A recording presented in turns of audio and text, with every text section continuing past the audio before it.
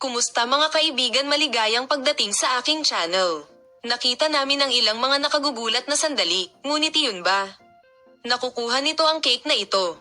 Ang isang solong bulaklak ay humantong sa isang malaking krisis sa pagitan ng Yagmur Yaxel at Boris Baptas. Ang mga tagahanga ay naiwan upang mabulok ang kanilang mga pintuan. Ano ang nangyari at sino ang nasa likuran? Malalim tayo sa kakaibang at mahiwagang kwento na ito. Ang pag-ulan at kapayapaan ay dating larawan ng pagkakaibigan at kooperasyong propesyonal. Ang bono sa pagitan nila ay tila hindi sinasadya, ngunit pagkatapos ay may nangyari. At ang lahat ay hindi inaasahang gumuho, at ang bulaklak ay ipinadala sa ulan, ngunit hindi ito mula sa Boris. Siya ay nagmula sa iba.